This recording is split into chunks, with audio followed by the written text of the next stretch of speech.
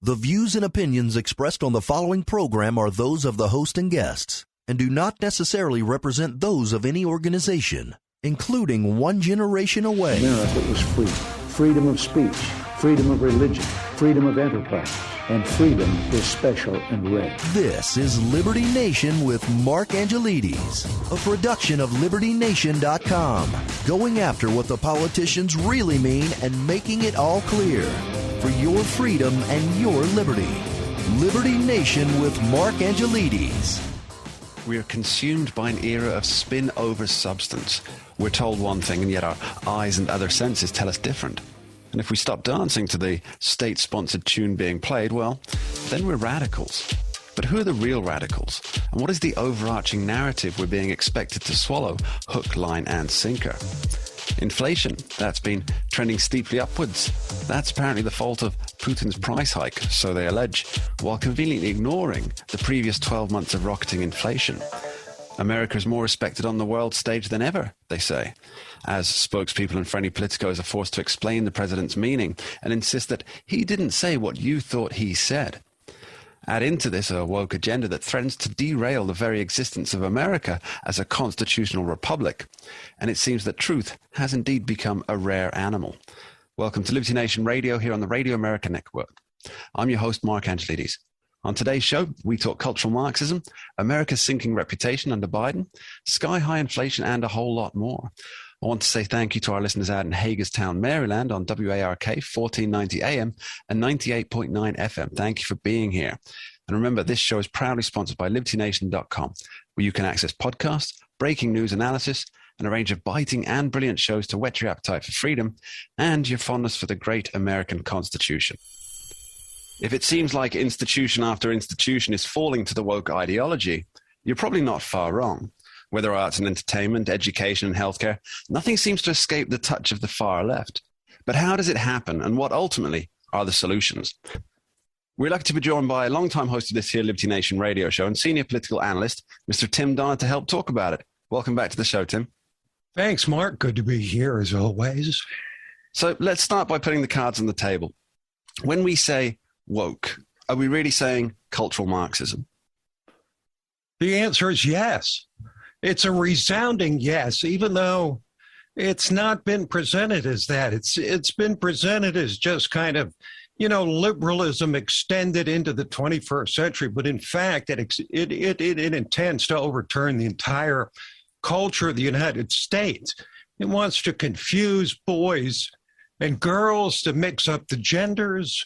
Facebook offers 72 different gender identities. This is a product of cultural evolution, Marxism, call it what you want. The idea is to threaten the family structure. And you look at the hypocrisy in the group, which I think we all knew was going to be unmasked, but now it has been. Patrisse Cullors, the founder of Black Lives Matter, who sent chills up and down our spines when she described herself as a trained Marxist, is now unmasked as having bought a mansion worth millions of dollars.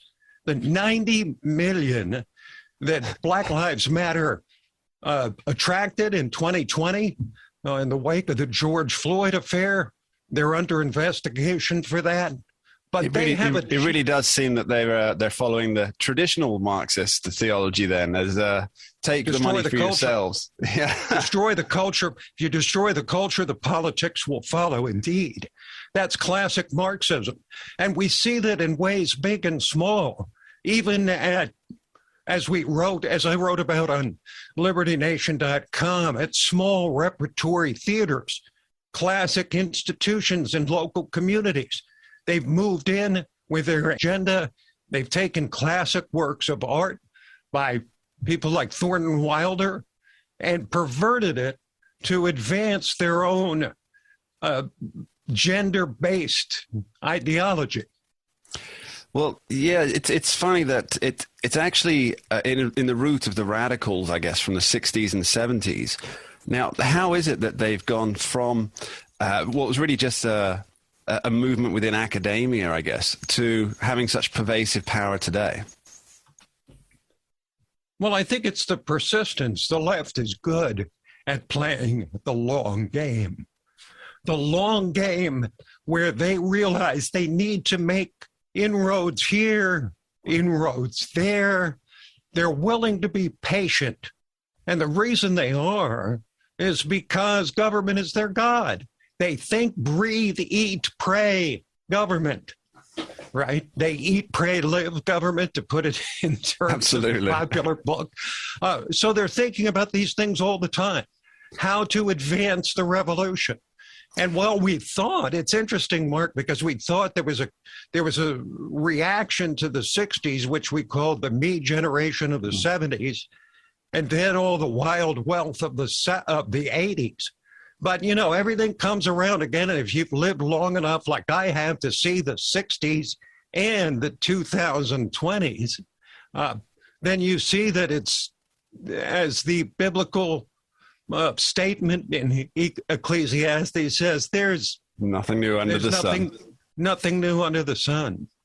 Absolutely. I mean, when we hear the politicians, they talk about equity rather than equality, which, you know, is a word that was strictly reserved for the business culture up until even a decade ago. Is this really just, I guess, what people would call a dog whistle to those who know the code? So when they say we're pushing equity, fellow Marxists, they realize, oh, so this is Marxism, and they garner the support in that way. Is that how it works? What's in a word? A lot. A lot's in a word. Think about the word people. The People's Republic of China. That ruled, that kind of rhetoric rules people. And the difference, you know, the People's Republic of China is not for the people at all, but it was presented as that, right? Equity is deliberately designed to confuse people because they see equity and they just assume, oh, they mean equality. No, they don't. Equality means equal opportunity. Equity means equal outcomes, and equal outcomes require radical social engineering. So equity means there needs to be a guarantee that a certain number of transgenders, Black people, Latinx, right? that all these, there needs to be a formula where there's guarantees of outcomes. This is the way the left does it.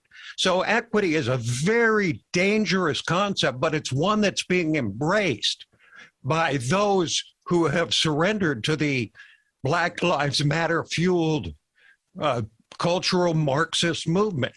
They're willing to go along with that because they think, oh, equity, that just means everybody has an equal shot. No, it means that there's an enforcement of equal outcomes. That's a huge difference. Let's dig down that rabbit hole a little further, Tim. So with equity being equal outcomes for all, that can only happen when the state is in complete control.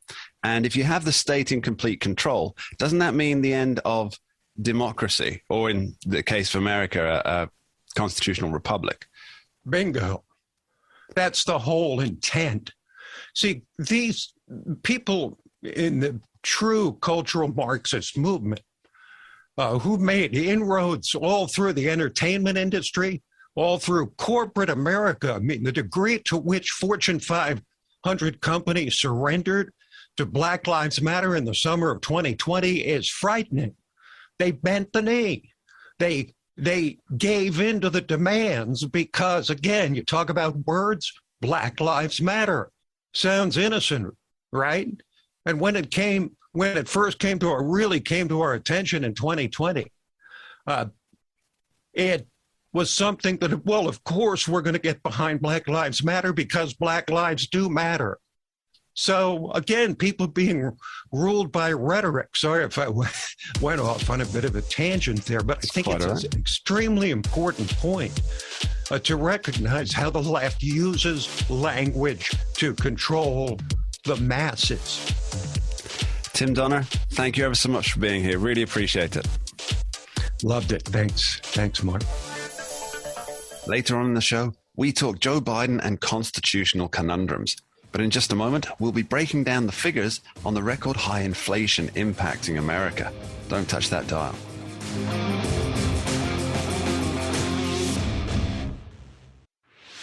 For your freedom and your liberty. Liberty Nation with Mark Angelides. If you've tuned into any form of media over the last few weeks, you'll have no doubt heard of Putin's price hike. The federal government solved to state that the pain at the pump and at the grocery store is solely the fault of the Russian president. But is this just the spin? Who's really to blame for the rising costs across America?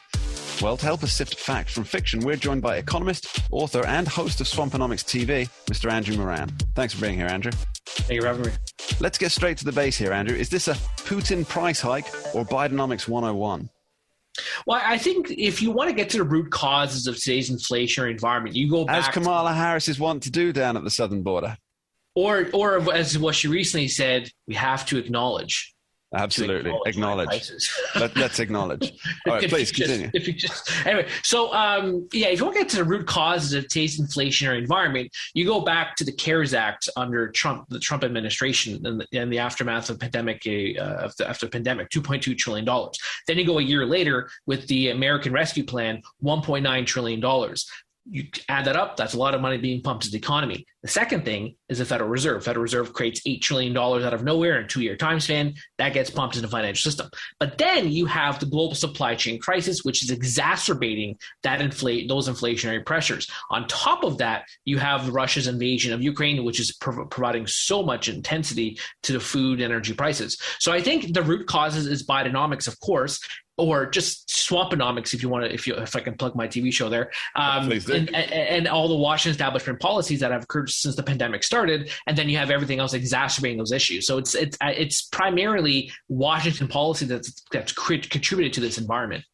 Yes, so I want to delve into this a little bit because it seems to me that the Fourth Estate in particular, they're refusing to even acknowledge that it's the wealth of Washington or swamp policies that have led to this mountain and all that, as far as I can tell, this tiny little added extra bit of inflation that comes from in the recent months. So this is less than 2 months of the war in Ukraine. And yet they're focusing entirely on the war in Ukraine causing the inflation, where anybody who's looked at a graph of the rising inflation can see that it has been the policies going forward that put it in this position. So what do they hope to achieve by deflecting from the policy base and focusing on Vladimir Putin? Well, elections coming up, you have to have that narrative heading into the midterm elections saying, we didn't have any inflation until Putin's invasion of Ukraine. But it reminds me of a lot of the debate that leftists have. When I was making charts last night, I was thinking of a conversation a lot of leftists have about OSHA and providing all these regulatory safety for workers and companies. And everyone points to, once OSHA was established, you had declining workplace injuries prior to whatever year it was established. But if you look before those years, they were already coming down. So in this case, you have inflation was already climbing a lot higher before the invasion was happening. It's just you have to have this spin. I get it. It's politics. The Democrats have to look good. The White House looks good. I guarantee you, if Trump were in office, he would have done the exact same thing. So I can't really blame them. It's just, they're devoid of reality once again. And I would say that you and I predicted this a few months ago or a couple months ago on Ellen Radio, saying this was going to be the main theme over the next several months, saying Putin's price hike, Putin's price hike. And every time there's a statement coming out talking about the inflation of the economy, it's constant. They always add that tidbit, Putin's price hike. It reminds me of that book. I forgot the name of the book now. But with Soma, it was one of those tragedies. Brave New World, Aldous Huxley. Brave New World, yes. And they would have this brainwashing thing in the background. Kids would sleep repeating certain phrases so it would seep into their subconscious. Today, they're doing the exact same thing by constantly every news segment, press conference statement, always have that tidbit, Putin's price hike, and then people start believing it. Yeah. I believe Aldous Huxley called it the hypnopedic solution. There you go. Yes, there you go. Perfect. So let's dig into the inflation numbers a little. We're looking at 8.5% now. Now, let's be fair, that's enormous. That's striking. What areas of that what areas does that most impact, though? Okay, so first I would say, though, that the 8.5%, I mean, that's the baseline. I mean, I guarantee you that if you consider all the other factors and once you consider how they calculate the inflation, it's at least double digits. Now, when it comes to the specific numbers, everything is up across the board. I mean, the only things that fell, and I noted in my breaking news piece, was that televisions fell, audio equipment, and that's pretty much it. Everything else that people rely on heavily, bread, milk, meat, automobiles, household insurance, those things climbed enormously once again in March. And if you want to think about it too, they always say Putin's price hike, but what does household insurance have to do with Vladimir Putin? Absolutely nothing. But that was up, more than 3% once again in March. So everything is up across the board. And this is what makes this inflation environment a lot worse than the one they had in the 1980s, that this is it's broad-based. It's across the board. Every single thing in the economy is just rising, and it's not slowing down at all. And that's what's concerning, and then that's the debate many economists are having over the coming months. Has inflation peaked, or is it going to start, or is it next month's CPI report going to be higher again? I want to bring up the dreaded R word. Now, this is starting to be whispered cautiously in many areas. Is a recession likely? Yeah, so that seems to be a lot of the opinions of Wall Street. Goldman Sachs, they had a research note coming out saying we've raised our recession odds to 35%. Merck Research, they put it to 1 in 3 odds. I think it was Wells Fargo, they also put it at 33%. So the recession word is being talked about a lot, as much as stagflation. Is it going to happen? If you look at the Federal Reserve money supply data, which a lot of Austrians do to determine if a recession is coming or not, you actually see the money supply increasing once again. Not to the extent as it was a few months ago, because Federal Reserve is quasi-tightening monetary policy. But overall, I mean, the odds of recession, you see. Okay, so for example, a good data point happened last month when it came to consumer spending. Consumer spending actually fell 0.2%, suggesting that perhaps people are being concerned about inflation. So since the United States economy is 2/3 consumption, if consumers aren't spending as much as they were, before the inflationary crisis or in the aftermath of the pandemic, then of course you could have an economic downturn.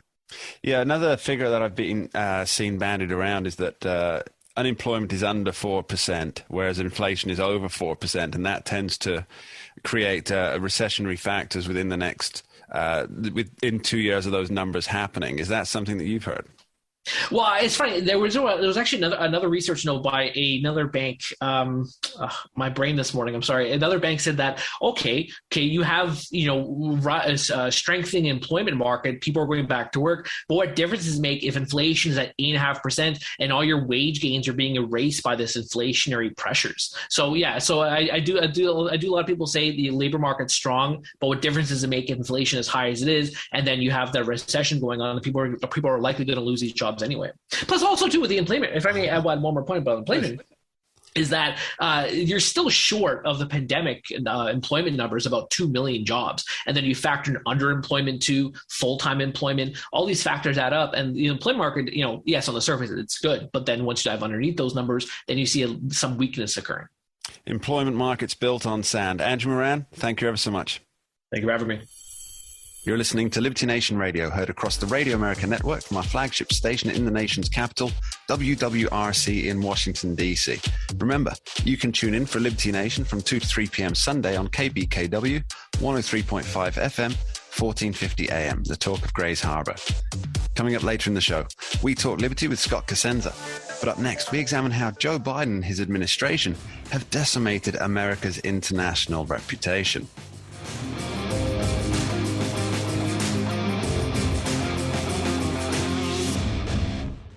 America is free. Freedom of speech, freedom of religion, freedom of enterprise, and freedom is special and rare. This is Liberty Nation with Mark Angelides, a production of LibertyNation.com, going after what the politicians really mean and making it all clear for your freedom and your liberty. Liberty Nation with Mark Angelides. President Biden's reputation on the world stage is dwindling. Far from being a case of the adults are back in charge, it seems we have petulant children unwilling to take responsibility for their actions. But how does this impact American readiness? And is the world a more dangerous place with Joe Biden in the White House? Well, we're joined by former Deputy Undersecretary of Defense Controller and author Dave Patterson to help us fathom the incredible shrinking Joe Biden. Welcome back, Dave. Thank you, Mark. Happy to be with you. Great. So when Joe Biden became president, we were informed that America's reputation on the world stage would be restored. Now, let's dig into that. First, has this prognostication proved true or false? False. Okay, why? Well, I think that there are two things that are in play here. First of all, when Donald Trump was the president, you could not deny that he was in charge. You may not have liked his style, and the Europeans, of course, with their genteel approach to international relations, found him boorish, I'm sure. But at the same time, they took him seriously. And when he said something, they had a pretty good idea that he was going to carry out what he said. So he was predictable. And that's an important aspect for people who are in positions of authority and responsibility.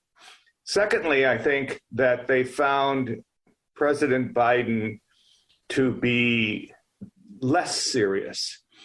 And when I say that, I think that this is indeed a Wizard of Oz moment. You have the United States, Oz, this imposing figure with smoke and bellowing. And what you find out is that it is all being run by some diminutive little fellow behind a curtain. And, you know, this is not a good look for the United States as a nuclear power. And I think that gives Europeans and the world in general pause. Let's dive back into that then, Dave. So as a follow-up, what was the U.S. reputation under Donald Trump? You say that he was predictable in a way that he would do what he said he was going to do, which is a rarity in modern politics, certainly.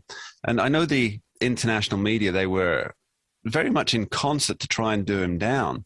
But there were no new wars. There was cooperation with North Korea, of all things, which seems to have gone by the wayside. And it seems to me that the world was a whole lot safer then under Donald Trump than it is under Joe Biden. Your thoughts? Well, I think that's exactly right. I mean, it was because of the fact that Donald Trump was not a conventional president, politically driven, but rather a president who was driven by his own view of the world, which was not necessarily consistent with what everyone else thought. But at the same time, as you say, you cannot deny the fact that under Donald Trump, things were much more quiet. And I think it has a lot to do with the fact that people, though, on the one hand, believed that he was going to do what he said. On the other hand, they were somewhat afraid of the fact that he would do what he said. Yeah, that reminds me, very recently, an old video of Donald Trump resurfaced in which he was lecturing the German government that this was about 4 years ago, saying that you're going to end up dependent on Russian oil if you go ahead with this Nord Stream 2 pipeline. And at the time, that was widely poo-pooed by the American media. And just last week, Olaf Scholz, the new chancellor, said, yes, we've become too dependent upon Russian oil and energy. So, yeah, another case of another nickel in the Donald Trump was right jar, I think. So let's talk about another issue that's kind of gone under the radar, Dave. Now, Joe Biden, he's trying to reignite the Iran nuclear deal that was first brought in by President Barack Obama, then dumped by Donald Trump. What does the Biden administration hope to achieve by bringing this back? Well, what I see is a little bit scary is the fact that, like the Obama administration, the Biden team sees this negotiation as a must-have no matter what. No matter how much we give up, no matter how bad the negotiating outcome is, their view is it's an outcome regardless.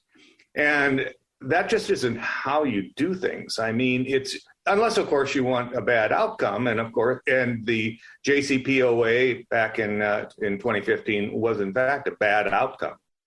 Well, it's like walking into a car dealership and saying, this is how much I have in my bank account. Now, what kind of good deal can you do me? Yeah, that's exactly right. I mean, and there, that is a really a hallmark of this entire administration, Mark. It's they go into a negotiation and say, oh, okay, here's what we want to give up. And please, please, please, won't you agree with us? Well, I mean, that's silly. Yeah. Am I right in thinking that despite the fire and fury presently aimed at Russian President Vladimir Putin, that it's the Russians who are helping the U.S. negotiate this with Iran?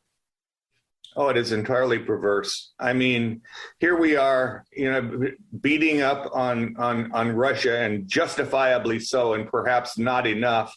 On the other hand, we're in this ridiculous negotiating from the sideline because, of course, we pulled out in 2018 of the JCPOA, so we're not an official participant, and have to rely on the Russians to negotiate effectively for us.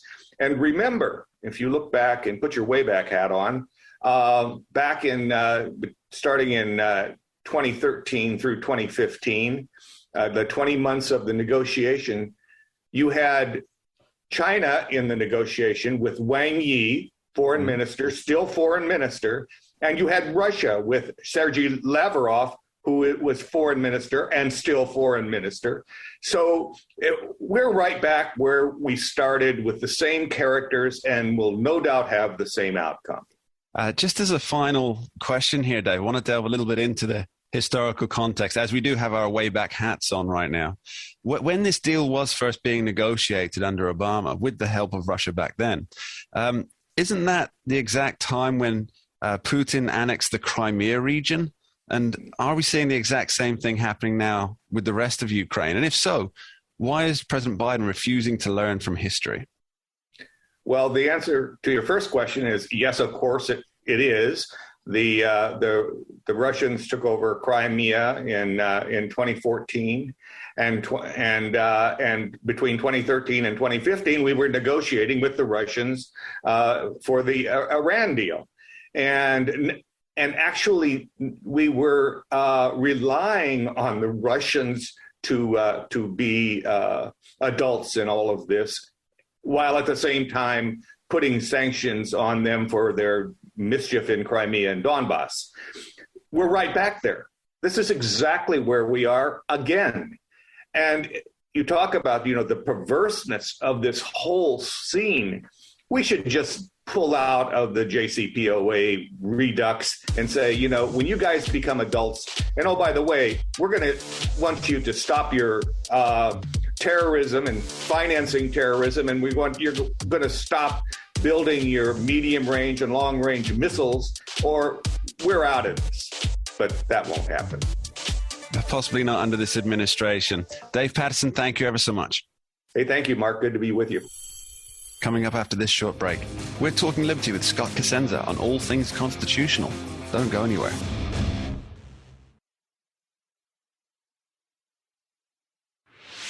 For your freedom and your liberty.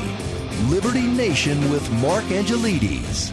What's been happening in the realms of liberty and the Constitution? And is the U.S. Constitution on firm ground this week amid seemingly endless attacks?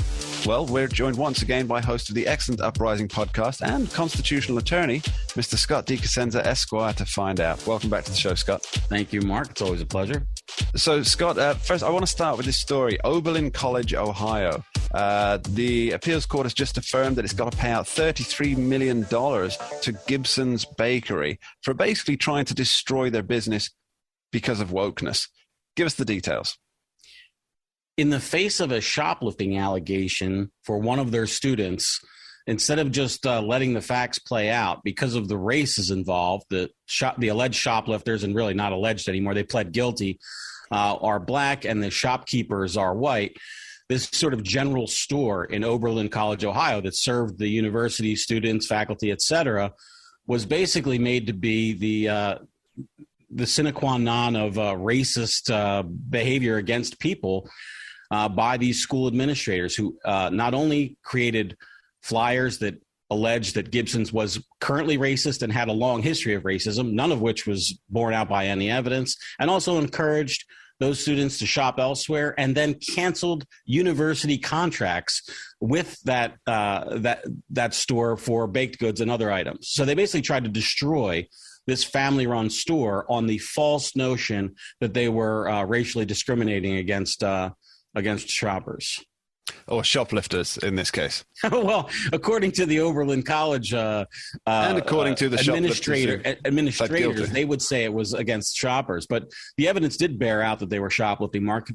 Those three students, the kind of person who actually had the wine bottles in his clothing, and his two Confederates who beat the Gibson's clerk when he tried to restrain that shoplifter for police, they all pled guilty, those three folks. And also in their guilty plea announced that there was no racial animus that motivated the Gibson's store. But that, again, that wasn't, that doesn't sell many, widgets in the woke world for the college administrators.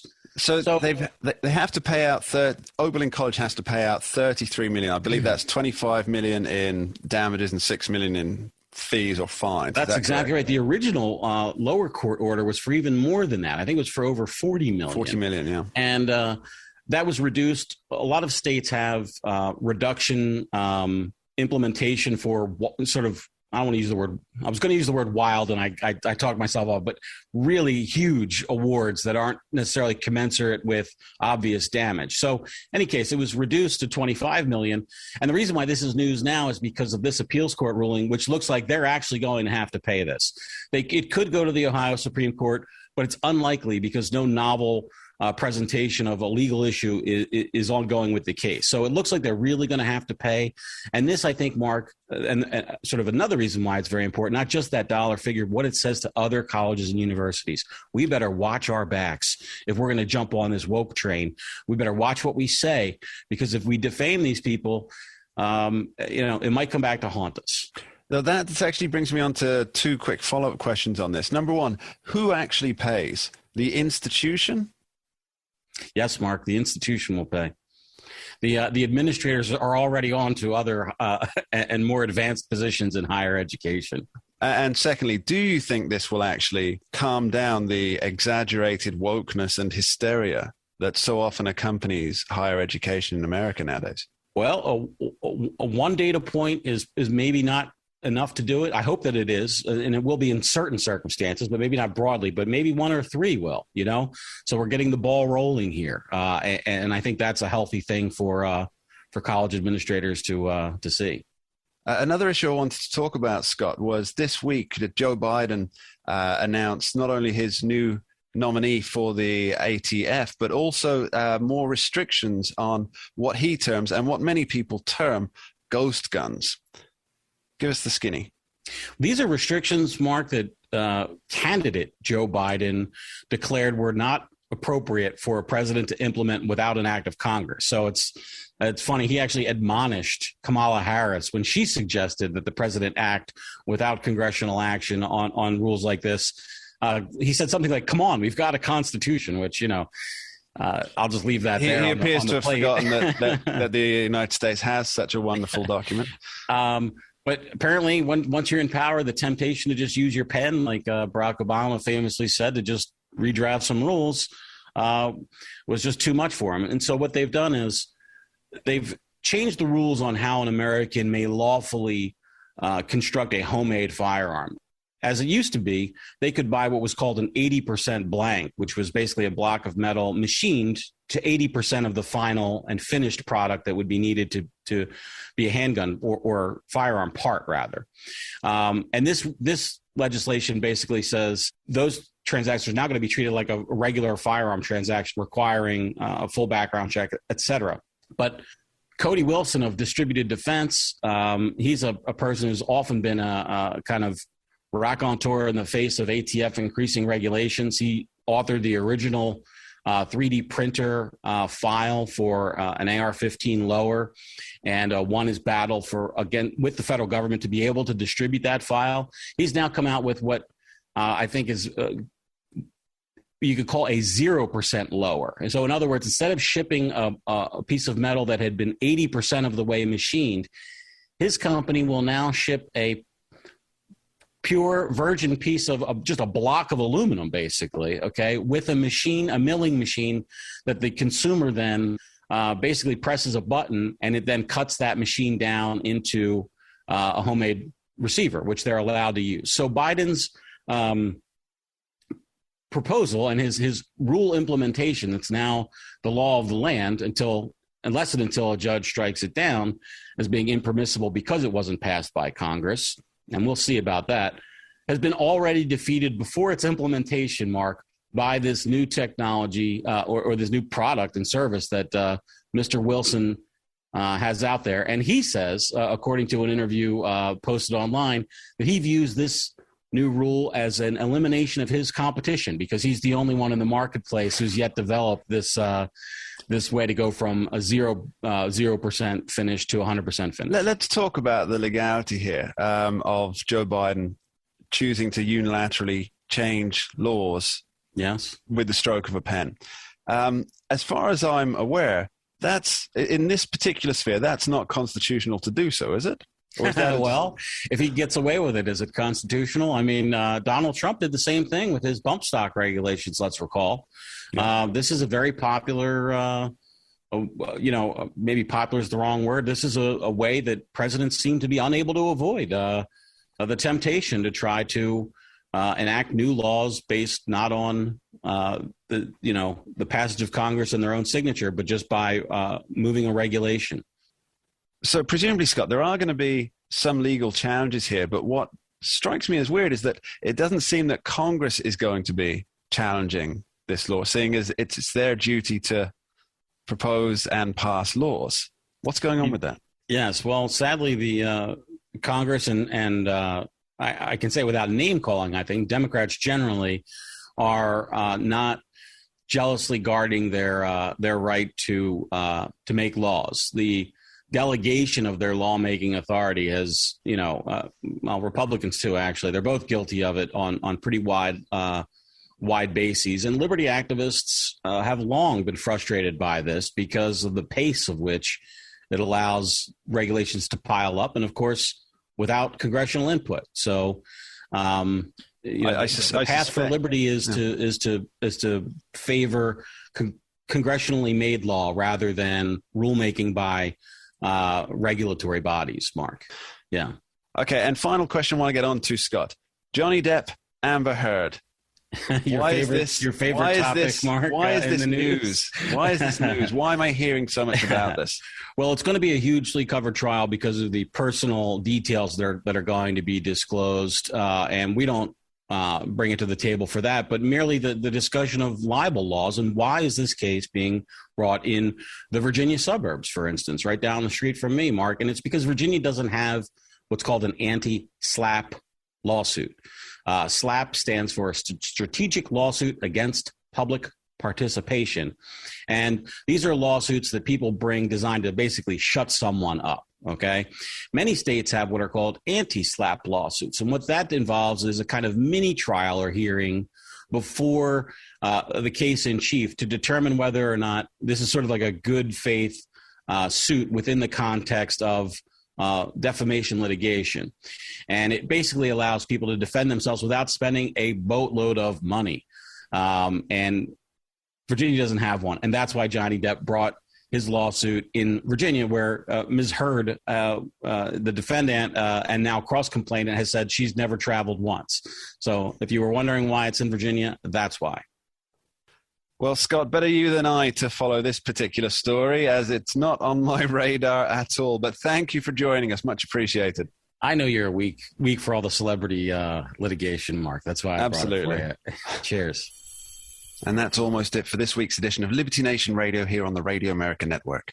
My sincere thanks go out to our guests, Tim Donner, Andrew Moran, Dave Patterson, and Scott D. Cosenza. And of course, you, the listeners, for taking the time to join us.